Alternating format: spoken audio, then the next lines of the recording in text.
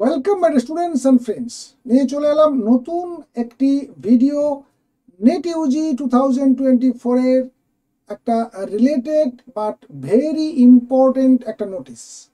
Government of West Bengal department of health and family welfare MERT branch থেকে আজই নোটিফিকেশনটি প্রকাশিত হয়েছে। দেখো, বেশ কয়েকটি ইম্পর্টেন্ট ইনফরমেশন এখানে রয়েছে, যেটা দেখে তোমরা বুঝতে পারবে। কারণ গতকালই তোমাদের কাছ থেকে কমেন্ট বক্সে আমরা জেনেছিলাম যে অলরেডি আগে যারা ভেরিফিকেশান করেছে, ফিজিক্যাল ভেরিফিকেশান হয়েছে, ডকুমেন্ট ভেরিফিকেশান হয়েছে, ফিজিক্যালি গিয়ে হাজির হওয়ার পরে যারা ডকুমেন্ট ভেরিফিকেশান করিয়েছে তাদেরকে আবার ডকুমেন্ট ভেরিফিকেশান করাতে হবে যদি সেই ক্যান্ডিডেট অ্যাপ্লাই করে এই রাউন্ডে।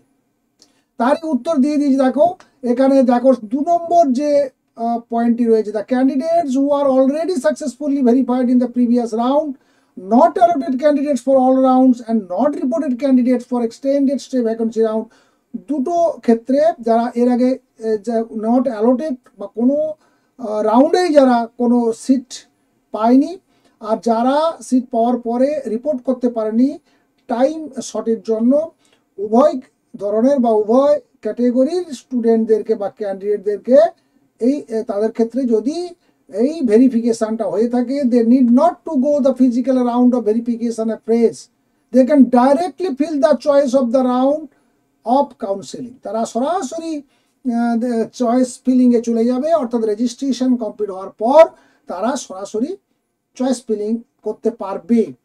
The list of candidates who have been allotted seats in special stay vacancy round, আর একটা গুরুত্বপূর্ণ, যদিও এটা বারবার তোমাদের কাছে আমরা জানিয়েছি, তোমরাও এতদিনে সবটাই মুখস্থ করে ফেলেছ, যে স্পেশাল স্টে ভ্যাকেন্সি রাউন্ডে যদি, যেটা অল ইন্ডিয়া কাউন্সিলিং হয়েছিল অল ইন্ডিয়া কোটার জন্য, অর্থাৎ MCCর আন্ডারে যে কাউন্সিলিংটা চলছে, সেখানে যদি তোমরা কেউ কোনো একজন candidates who have been allotted seats, বলছে will be debarred from taking allotment admission in special stay vacancy round of West Bengal NEET UG Medical Dental 2024 counselling, তারা কোনোভাবেই ওয়েস্ট বেঙ্গলের NEET UG কাউন্সিলিং বা সেই যে স্পেশাল স্টে ভ্যাকেন্সি রাউন্ডে participate করতে পারবে না।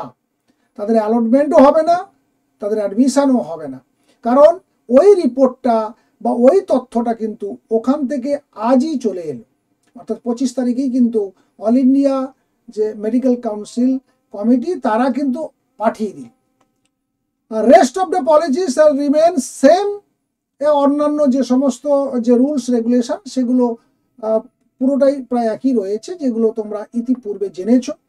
তো এই দুটো প্রধানত গুরুত্বপূর্ণ ইনফরমেশন, যেটা নিয়ে তোমরা নিজেরাও খুব দুশ্চিন্তাগ্রস্ত ছিলে। গতকালই তোমরা কমেন্ট বক্সেও জানিয়েছিলে যে অলরেডি আমরা যারা অন্য রাউন্ডে আমরা যেখানে ফিজিক্যালি উপস্থিত হয়ে যেখানে ভেরিফিকেশন করিয়েছি, আমাদেরকে আবার ভেরিফিকেশন করতে যেতে হবে, কারণ এটা একটা এমনি সময় সাপেক্ষ ব্যাপার এবং প্রায় সারাদিন দাঁড়িয়ে থাকতে হয় তোমাদেরকে, দাঁড়িয়ে থেকে এই কাজটা করতে হয়। যদিও এই রাউন্ডে সংখ্যাটি অনেক কম হবে, তবে এইরকম একটা বিরক্তিকর প্রসেস থেকে তোমাদেরকে ফ্রি করে দিল।